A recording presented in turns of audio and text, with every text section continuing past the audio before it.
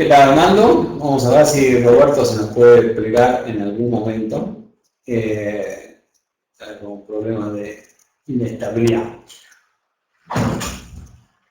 Pregunta, durante varias reuniones estuvimos discutiendo que el problema, bueno, en ninguna parte del mundo es un problema económico, sino que la economía es un resultado del sistema. Y el sistema es un resultado de la política. Y de concepciones éticas fundamentales.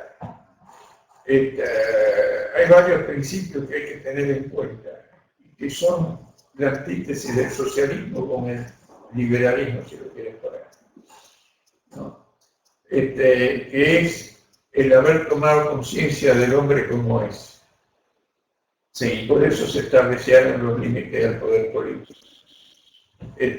Y, por supuesto, como lo he repetido hasta el cansancio, el derecho a la búsqueda de la propia felicidad quiere decir reconocer que el interés privado no es contrario al interés general. Pero esto depende del sistema. Si el sistema, por el contrario, cambia, como dijo Tocqueville, dijo, tales son más fuertes los vicios del sistema que la virtud de los que lo practican. Y del socialismo dijo,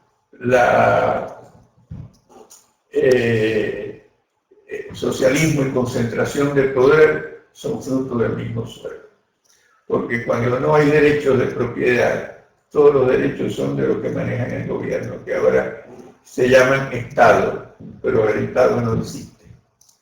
Esa es otra de las patrañas. Y esto se está viviendo en el mundo, por eso yo digo, sí. Escribí un artículo que se llamaba El espectro de Occidente. No, porque parece que el problema de Occidente ahora es el problema con el Medio Oriente. No hay problema en el Medio Oriente. Pero el problema de Occidente está en el medio de Occidente, donde cada vez priva más la demagogia del socialismo. Y por eso está la crisis europea. De acuerdo. Ahora, el problema es, estamos de acuerdo en el diagnóstico. El problema es cambiar el sistema. Bueno, tenés, el hecho real parece haber que políticos que no saben dónde ir, no tienen idea, realmente porque la mayor parte de los políticos, al menos en Argentina, no tienen información alguna. Bueno, mira, una de las discrepancias que yo tengo siempre cuando los argentinos quieren hacer catarse y creer que la estupidez es monopolio de los argentinos, ¿no? El sistema se creó precisamente consciente del hombre como es, donde priva también la estupidez y la virtud y la inteligencia. Y por eso el sistema es el que permite que ciertas personas sean empresarios y generen riqueza cuando hay propiedad, Sí. ¿no? Porque, y esto, la Argentina fue un ejemplo casi único en el mundo. Lo que hizo la Argentina entre 1853 y principio del siglo XX, dice, mira lo que dice Alberti, comprometer, arrebatar la propiedad, es decir, el derecho exclusivo que cada hombre tiene de usar y disponer ampliamente de su trabajo, de su capacidad y de sus tierras para producir lo conveniente a sus necesidades o goces, y con ello no hacéis más que arrebatar a la producción sus instrumentos, es decir, paralizarla en sus funciones fecundas, hacer imposible la riqueza. ¿Por qué Rusia era pobre y China era pobre? ¿Por qué? Porque los chinos y los rusos son más estúpidos que los americanos. No, de acuerdo. Lo que pasa es que, si en eso estamos de acuerdo, lo que sí es cierto es que, al menos en Argentina, teniendo en cuenta la Constitución como es el hombre, fracasó. Fracasó en el sentido de que aquí estamos y políticos, diría gran parte de la población. Perdón, vamos a ponerlo de esta manera. Lo que fracasó fue la continuidad del sistema. Sí. Y esto fue porque lo trajo Perón. Está bien. Y te digo más, desde mi punto de vista, el problema vino antes de Perón con el nacionalismo católico. Porque hay que entender lo que fue el fascismo.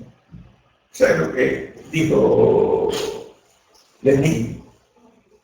Dijo varias cosas que hay que tener en cuenta. La primera dijo, cuando se dio cuenta que la economía rusa no andaba, ¿no? Dijo, bueno, hay que hacer alguna liberalización del comercio y demás, pero no nos olvidemos que eso no significa que perdamos el poder de la dictadura del proletariado, sino al contrario, reforzarlo.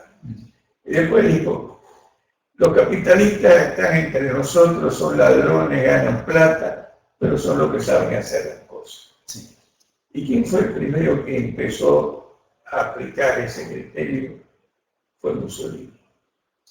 Y ahí Pío XI hizo el concordato de Letrán.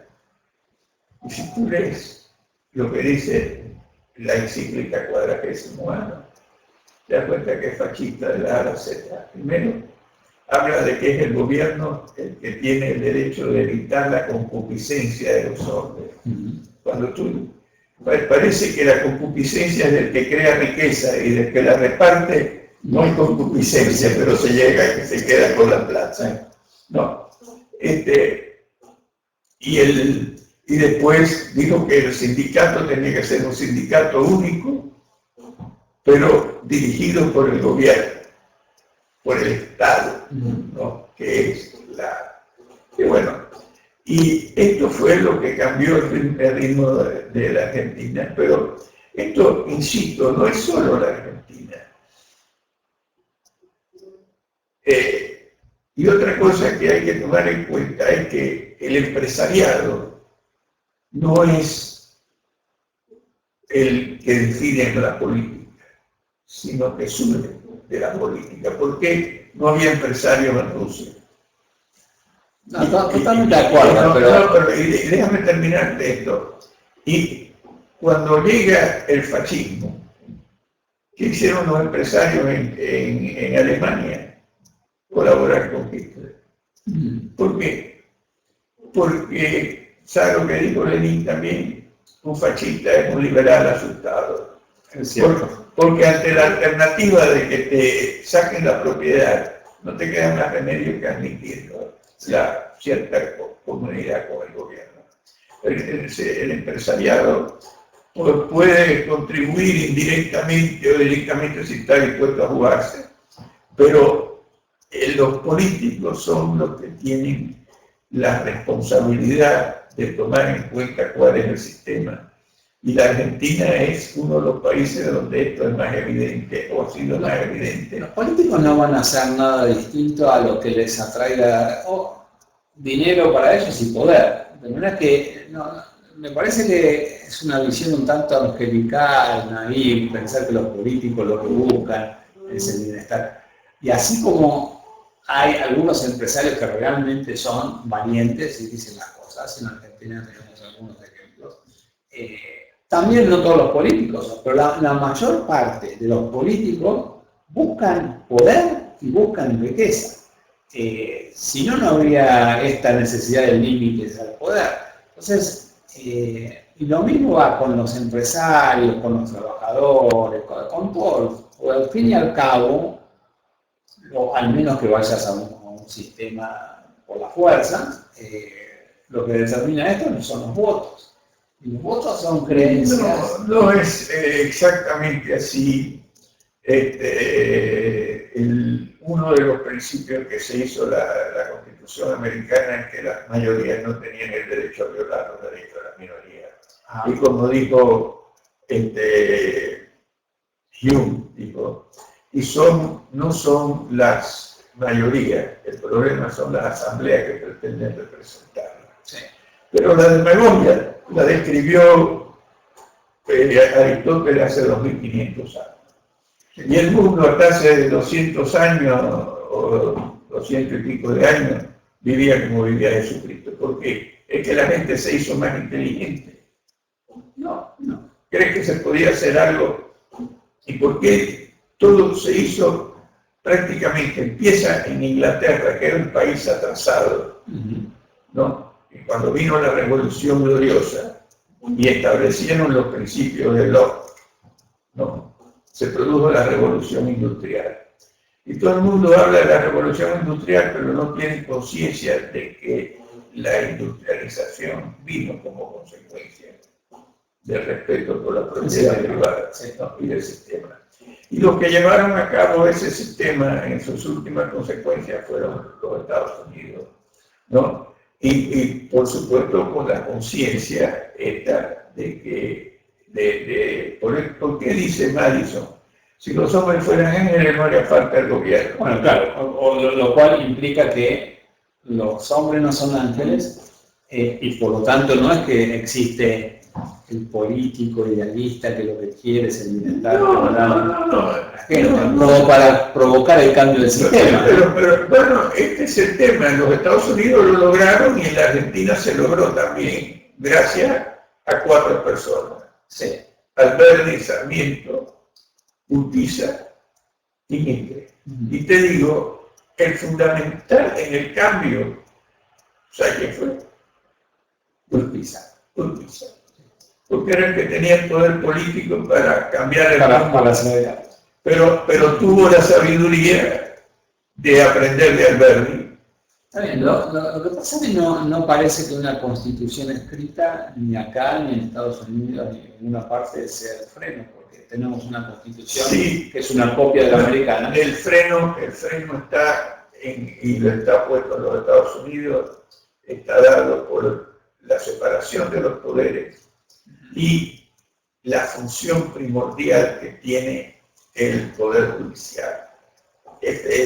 Sí, hasta cierto punto. Conozco, en este momento Estados Unidos está violando los derechos, pero tengo profesores amigos que han llegado a su casa y la policía, sin orden judicial, estaba entrando porque era sospechoso de terrorista. O sea, están llegando a esos niveles. No se están dando cuenta. Puede ser que haya miedo. Están escuchando a todo el planeta. Eso se están espiando a todo el mundo que habla por teléfono, y no solamente a las personas, sino... Bueno, el terrorismo tiene aterrorizado a los Estados Unidos. Bueno, lo que pasa es que es el mismo argumento de Stalin, ¿no? Es decir, los enemigos del sistema hay que espiarlos.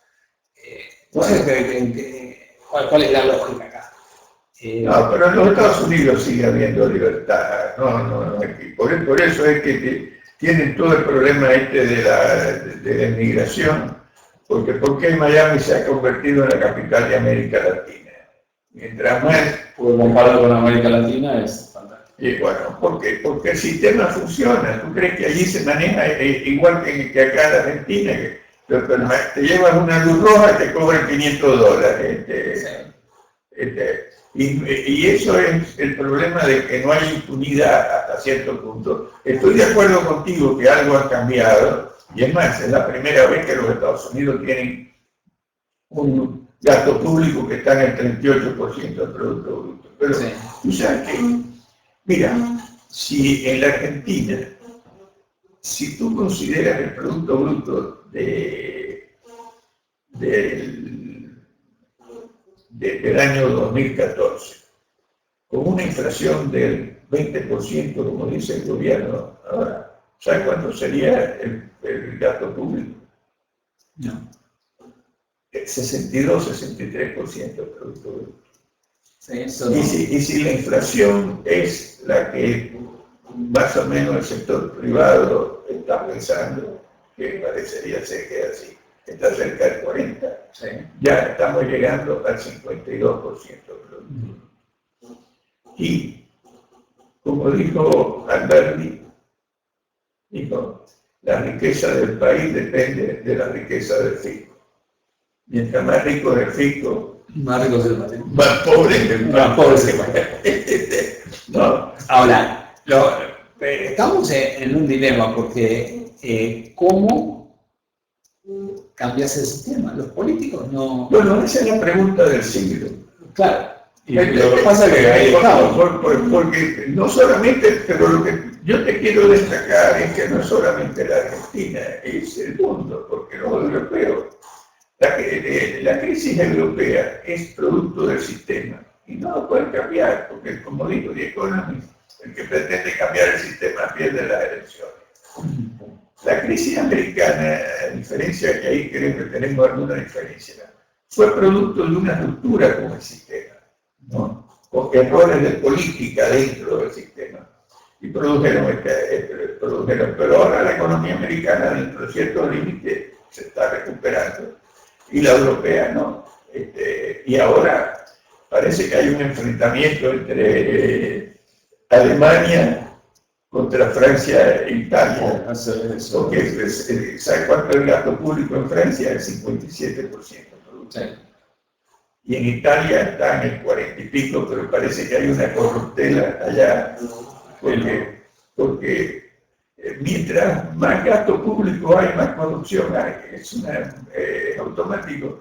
Y yo lo que quiero destacar siempre es que cuando hablo de estas cosas, no estoy hablando de la Argentina. La Argentina es un ejemplo de una parte y de la otra. Sí. Es un problema del mundo. Pero fíjate tú que hoy el Perú se ha convertido en el país de América Latina donde va más gente a invertir y demás. ¿Por qué? Porque cambió el sistema.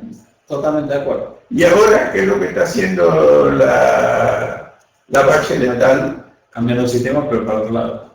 Para el otro lado. ¿Y qué va a pasar? Otra vez está cayendo la economía chilena.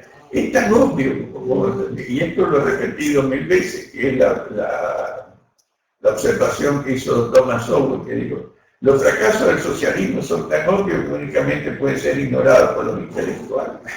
No. Pero esos vaivenes, así como Perú ahora va para un lado, retrocedes y dices, bueno, Chile está haciendo con... Bueno, pero Chile fue otro ejemplo. Cuando cambiaron el sistema, Chile era un país atrasadísimo. Claro, pero lo que demuestra la historia a lo largo del tiempo y en distintos países es que de repente va para un lado, de repente va para el otro, que no hay como una estabilidad y que la gente no parece valorar el sistema. Vamos a ponerlo de esta manera. Primero que todo, el sistema empezó a todo reventar hace 200, 300 años. Antes de eso, el mundo no se había enterado de lo que era el sistema. Bueno, con la revolución industrial sí. Con la revolución industrial empezó el tema, pero transformó Inglaterra en un imperio mundial. Sí, claro, pero estamos de acuerdo con eso. Y una de las cosas que quiero rescatar es que esto no es porque eran protestantes y anglosajones. No, sí. Los protestantes y los anglosajones pueden ser tan estúpidos, tan inteligentes como somos nosotros. ¿No? Lo que cambió fue el sistema. Si lees a Dios lo que decía de los ingleses en la época de los Tudors, decía, los ingleses están tan subyugados,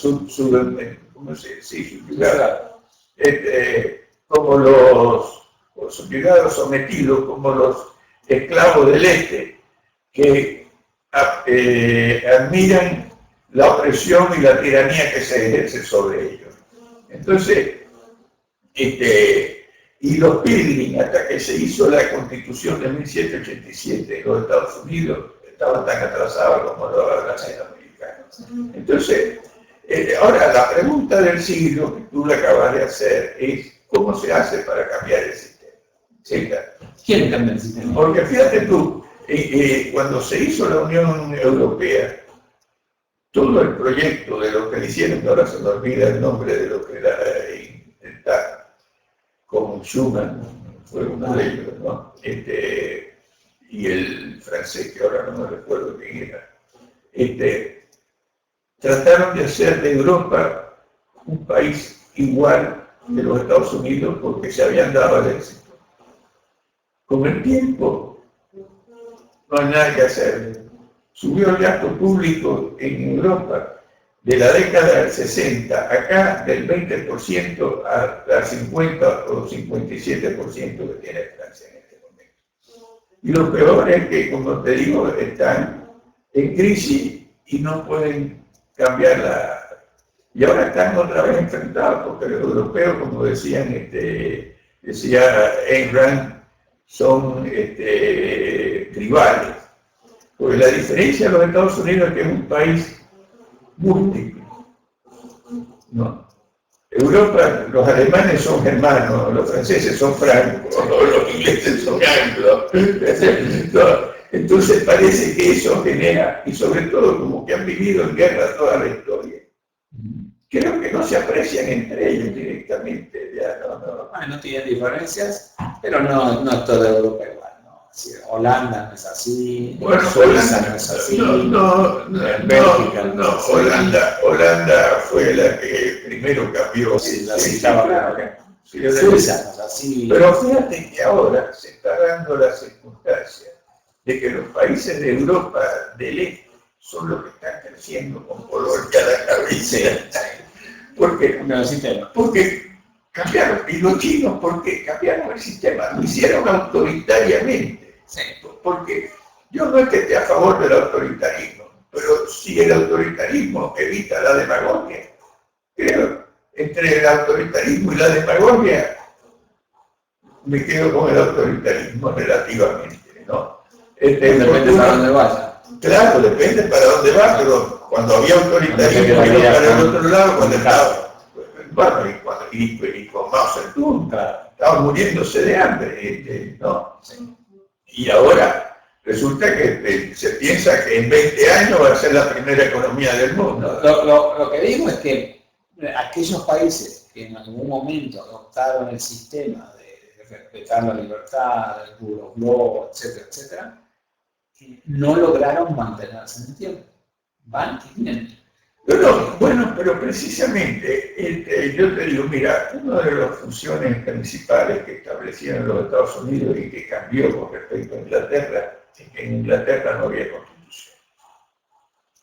Y el rol del sector judicial es fundamental en el sistema que fue lo que los americanos llamaron el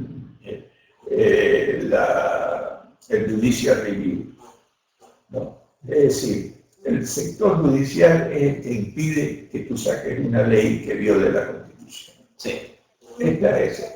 Ahora, como dijo Adam Smith, cuando el poder ejecutivo está unido al poder judicial, bueno, la justicia es pura política.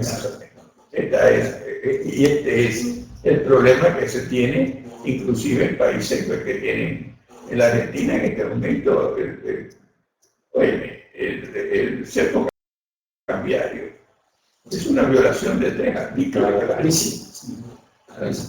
Pero curiosamente nadie lo está discutiendo este tema. ¿No?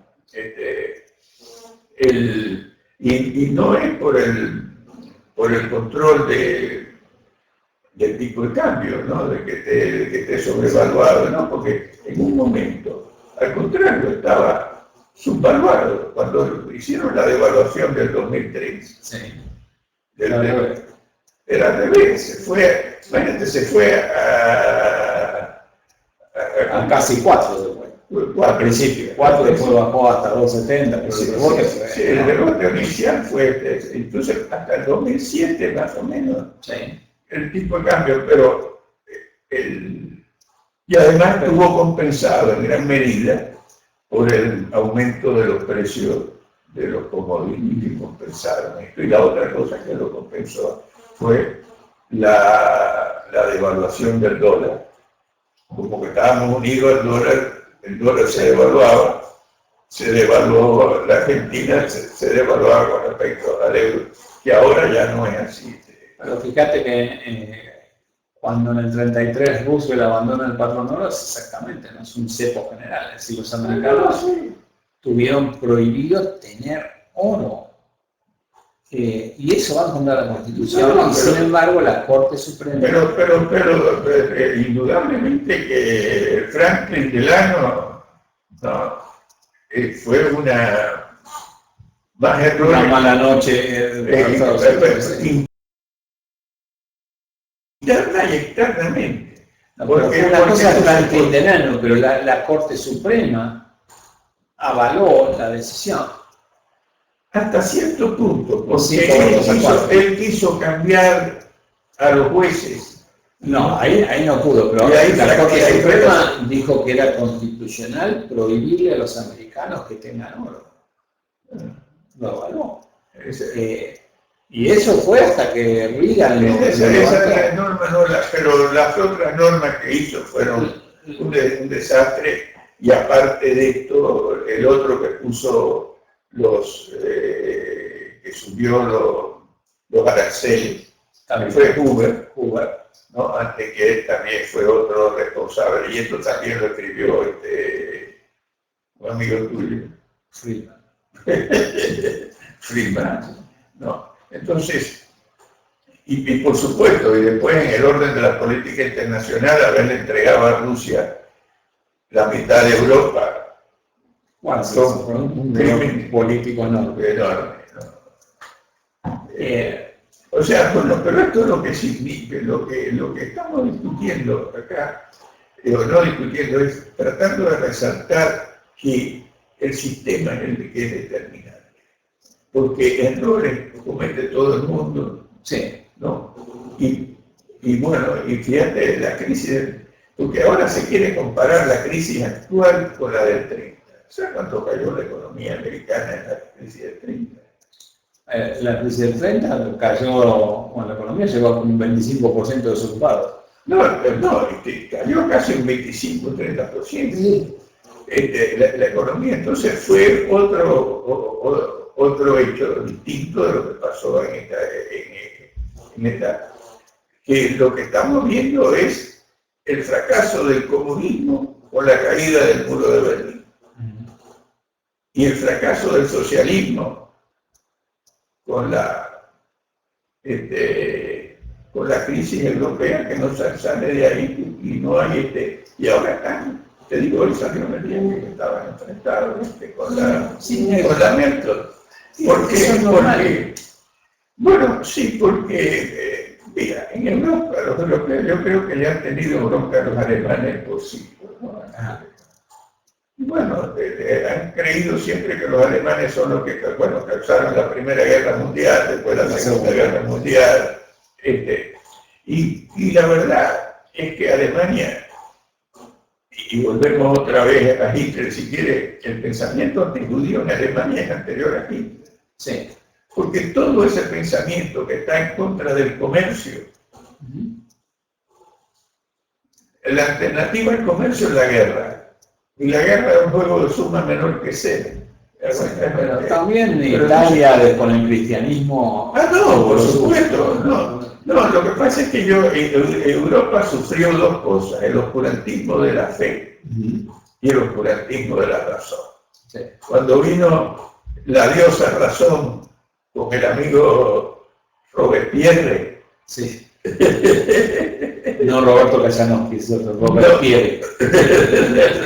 Sí. No, ahí empezó la cosa. Y hoy estamos viviendo que tú sabes que, y esto vuelve a ser la repetición, me vas a oír, de que si viviera la Madame Roland, diría: no libertad cuántos crímenes se cometen en tu nombre, sino igualdad cuántos crímenes se cometen. Claro, sí.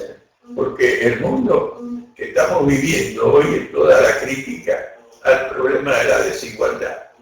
Y como escribió, te digo, y lo reconoció León XIII en la Rerum Novarum, digo, la desigualdad no la crearon los hombres, la creó la naturaleza. Los hombres son diferentes. ¿No?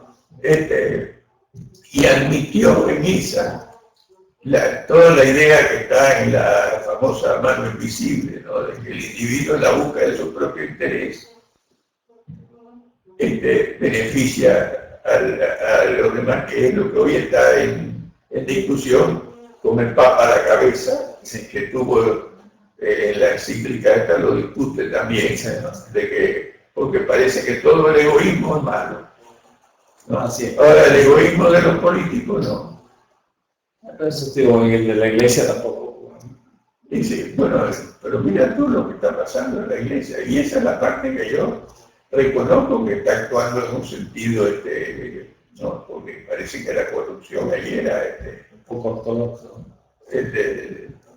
Total, ¿no? Pero ahora se han metido con otros temas, como apoyar el matrimonio homosexual y apoyar el divorcio también y demás. Está rompiendo con un paradigma. Pero eso es un problema, porque yo no soy católico. Sí. Y cuando te digo no soy católico, no es que estoy en contra. No, sí. Ojalá no esté equivocado, porque me encantaría que hubiera otro mundo donde yo pudiera volver a ver a mi mujer. Claro. Pero la razón me inclina hacia la duda. Sí. Pero lo que me importa de la religión es que no se meta con la política. Todo el mundo tiene el derecho a pensar y a creer lo que quiera. Y el problema que tiene hoy los musulmanes es que siguen en la Edad Media. Claro. Y donde tú tienes que el poder te lo da Dios, el que está en contra de Dios, hay que matarlo. Y esto lo vivió Europa, como tú bien lo dijiste, con el cristianismo, ¿no? Y salió de ahí a vivir con el oscurantismo de la razón, que es el Estado de todo, ¿no?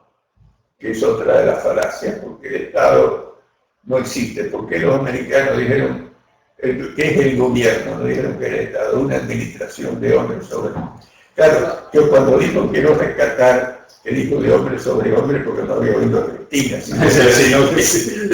no hubiese cambiado notablemente su discurso. No.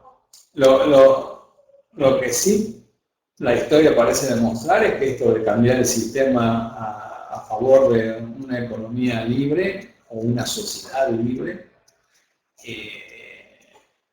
requiere de crisis previas, porque la gente tiende a querer la protección del Estado.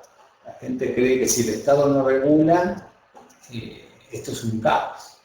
No, pero mira, ¿cómo se manifiesta la demagogia? Como te digo, la describió Aristóteles hace nada más que 2500. Sí, señor. Y tú sabes que yo digo que el socialismo fue el nombre que le puso el iluminismo a la demagogia. Sí. Porque el iluminismo fue el oscurantismo de la razón, en gran medida. Todo el pensamiento filosófico, político del totalitarismo vino del iluminismo, ¿no? Entonces, pero yo creo que hay muchos errores conceptuales, pero no por ignorancia, sino por lo que nos han enseñado. ¿A quién no le enseñaron que la Revolución Francesa fue el origen de la libertad en el mundo? Sí. ¿No? ¿Y de la americana a quién le enseñaron algo? ¿O de la inglesa? No, es cierto. La francesa era sí. Y esto, alguna gente como Peter Drucker, que aún sin haberme leído a mí, reconoció que eso no era verdad. ¿Cómo hizo? Y no sé, había que preguntarle, pero escribió directamente, dijo: tan falso es el creer que el iluminismo trajo la libertad al mundo, como creer que los principios de la Revolución Francesa estaban basados en lo mismo que la Constitución americana. ¿Vos dirías que el tema de que el sistema tiende a ser malo es una consecuencia de la educación? Mira, digo, desde la primaria, secundaria y universitaria. Mira, y yo realmente no lo sé, porque fíjate, el tema es complejo. Yo no tengo una solución. Lo único que sí sé es que cuando el sistema se cae, mira, Inglaterra cuando vino Attlee, destrozó la economía inglesa, ¿no? O sea que acá no hay un problema. Aquí lo que yo estoy discutiendo son, primero, los principios que cambiaron al mundo, y segundo, que eso no dependió ni de una religión, ni de una raza, ni nada, sucedió. Sí. Y la Argentina es el ejemplo que en el medio del catolicismo y en el medio de ser descendiente ¿cómo se llamaban? Cuando vino Colón, las tres María. No, las tres, ¿cómo se llaman? Los barcos. Los barcos, sí, pero ¿cómo se llamaba? La carabela. La carabela. Sí, la carabela dio un salto cuántico y todavía hasta la década del 30 estaba delante de Canadá y estaba delante de Australia. Y Cuba es otro ejemplo. Sí. Cuba, ni siquiera tú puedes decir que en Cuba lo hicieron gente brillante, pero tú teníamos colonos. Y el sistema hacía que toda la actividad económica estaba en manos de manos privadas. Y te digo, cuando yo llegué a la Argentina, conseguir un teléfono costaba $15.000. En Cuba te cambiaban el teléfono, te mudaban y te cambiaban el teléfono. Junto aquí casi comprabas un departamento con teléfono y ya. Sí, era una cosa increíble cómo el país se dio vuelta, y lo más increíble es que todavía haya que ser peronista para llegar a presidente. Yo espero que eso se cambie. Esperemos. Aunque te digo, hoy por hoy hay peronistas que ya usan a Perón como una religión y no como una filosofía política, ¿no? Sí, es una figura emblemática. Sí, esta es la realidad también. Hay algunos peronistas que son hoy liberales. Claro, sí, ya el peronismo de hoy no es bueno, con todas las facciones que tiene, ¿no? Pero y el radicalismo ha sido peronismo con voto, claro. Peronismo con voto. Sí, ¿no?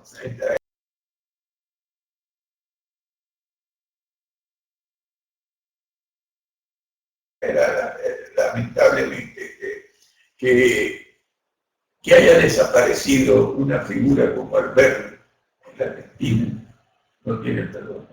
No. Porque fue el pensador más grande que dio América Latina, sin lugar a dudas. Bueno, no por eso te preguntaba lo de la educación, porque casi, como lo mencionaste vos, si no se menciona ni se le da la importancia ni a Alberti, ni... Bueno, ahora Urquiza por este gobierno es como el genocida de la época, ¿no? Que dan vuelta a la historia. Lo mismo con lo que se les enseña a los chicos de la Revolución Francesa. Yo veía a una, que ahora no me acuerdo, no voy a decir el nombre, porque no me gusta acusar a la gente pero que dio una conferencia y es una historiadora, y el técnico de Urquiza, que había sido un traidor. Claro. Sí, un traidor que gracias a que fue traidor, la Argentina existe, porque si Urquiza se hubiera puesto del lado de Paraguay, Argentina sería Buenos Aires y todo el resto de las provincias serían Paraguay. Bueno, es un buen ejemplo, ¿no? Porque de repente tenés el chico que entra al colegio, no sé, a los 6, 7 años, hasta que sale de la secundaria, tiene estas dos campanas. Es decir, Pisa como que recautó y logró poner un buen sistema, o colaboró a llevar a la práctica el buen sistema, mientras que otro te lo pone como un genocida o un traidor. Un chico de 8 años, 9 años, 12 años. Una de las acusaciones que le hacen, tú sabes que parece que tenía un harén. O también. Esa es otra. Sí, bueno, ese para mí es un problema de éxito que tuvo. Claro, sí, y no porque no creo que si el tipo tenía ese atractivo. Nos alegramos por él. Por él. Pero esa es otra de las acusaciones que se le hace, de que porque creo que tuvo no sé cuántos hijos. Siempre vas a tener a alguien que quiere destruir la imagen de alguien que... Pero yo no creo que... yo lo que pasa es que creo que lo que se está destruyendo con él es el sistema que creó. Esto es lo más traumático del tema, porque el salto cuántico que dio la Argentina entre 1853 y principio del siglo, yo no dejo de admirar cada vez que lo pienso. Un país paupérrimo que vivía en la Edad Media, que tenía 1 millón de habitantes, 80% analfabetos, al principio del siglo, en 1853, al principio del siglo, tenía un 7 millones de habitantes, era un ejemplo excelente. Bueno, ¿y por qué fue eso? ¿Que era que los argentinos se hicieron más inteligentes? No, cambiaron el sistema y tuvieron ese... Y lo que es increíble es que eso es lo que no se reconoce hoy en la Argentina. No, lo que pasa es el punto, ¿no? Es bueno, que quiero decirte que lo estamos tratando de rescatar ahora desde la OCDE. Bueno, la OCDE tiene una gran oportunidad. Para rescatar las ideas. No queremos el poder político, sino el poder de las ideas. De las ideas. Para que exactamente, lo importante es el poder de las ideas, porque al fin y al cabo, si ganan las ideas, no importa qué partido gobierne, has logrado... Bueno, tú sabes lo que dijo Khrushchev de los partidos americanos, que se diferencian como la Coca-Cola y la Pepsi. Bueno, una vez que existe, lo que pasa es que hay que ver. Ahora con este señor,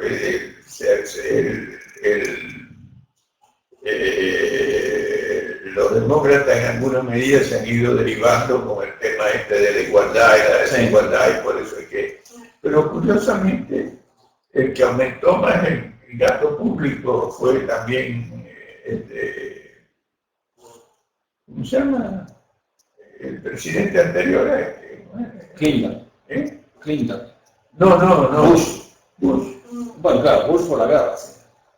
Y bueno, esa fue, y ahí fue donde se aumentó el déficit. Lo que pasa es que con la división de poderes que hay en Estados Unidos, no sé si la responsabilidad de un presidente, ¿no? Puede ser presidente, pero todo el Congreso apoyó. Ah, no, sí, claro, por supuesto. Pero si Bush hubiese hecho locuras, si el Congreso hubiese sido sensato, no se lo hubiese aprobado. Pero se lo aprobó a él, se lo aprobó por el Congreso. Bueno, hasta ahora, que cambió, era demócrata. Y bueno, y quiero rescatar de todas maneras otro aspecto que es el tema de los empresarios. No, el empresariado es un subproducto del sistema. Donde no se respeta la propiedad privada, no hay empresario. Sí, a media, pues. Bueno, depende. Hay tres posibilidades. Respeta la propiedad privada totalmente. Sí. O la colusionas o la eliminas. El comunismo la eliminó, el fascismo la colusionó. Y algo de eso hay en el mundo hoy también, porque inclusive en la socialdemocracia hay propiedad privada, pero no tienen interés en producir. Porque cuando te sacan, en Francia creo que el impuesto a la ganancia es el 80%. Sí, ese no. Y ahora te digo, uno de los problemas que hay es que como no te permiten la revaluación de los activos. Sí. Bueno, claro. Estás pagando impuesto a la ganancia casi del 50 al 70%. De los trabajadores que ganan 2 pesos también. Pero, por ejemplo, el caso de SEADE en Argentina, cuando se fundó en el 78, era un grupo de empresarios que creían en un sistema como que creemos nosotros. Pero tenía una lógica interesante, es decir, bueno, estoy dentro de un sistema, no puedo ir, porque si no, vendo la empresa, me la expropian o lo que sea. Pero, o sea, tengo que operar dentro del sistema, pero voy a colaborar con, en este caso, SEADE, para promover las ideas que cambien el sistema. Acá no ves eso, ¿no? Es decir, bueno, muy bien, una cosa es que digas, me tengo que acomodar al sistema, no me puedo mover, me persiguen, me matan por impuestos, me cierran la empresa, pero colaboro a la discusión. Ahora, así, porque conozco varios casos que han querido hacer programas de televisión o de radio, y las empresas te dicen, no puedo, si yo te pongo plata a vos, el gobierno viene y me... Bueno, por eso, pero como te dije antes, Maquiavelo está presente, el príncipe no puede controlar el amor, pero sí el miedo. Claro. Y este fue el fascismo, no es otra cosa. Que se lo debemos a Perón. Que se lo debemos a Perón, totalmente. Y no se ha podido salir del todo. Imagínate, cuando sacaron a Perón en el año 55, ¿qué fue lo que hicieron los militares? Continuar con él. Y anular el contrato con la California, porque Perón se había dado cuenta que había que sacar petróleo, porque yo no digo que fuera idiota, No, obvio. ¿no? Y bueno, y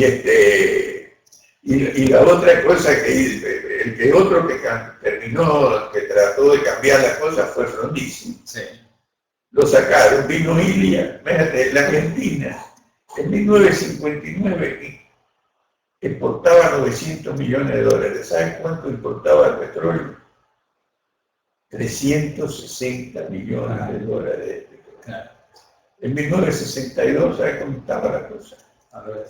Argentina exportaba petróleo. Lo mismo que en la década del 90. Vino Ilia y en 1965 exportaba el petróleo. Y con este gobierno estamos importando cuando en los 90 exportaba. Sí. Bueno, Armando, fantástico. Se nos acabó el tiempo. Bueno, y te digo, si alguien quiere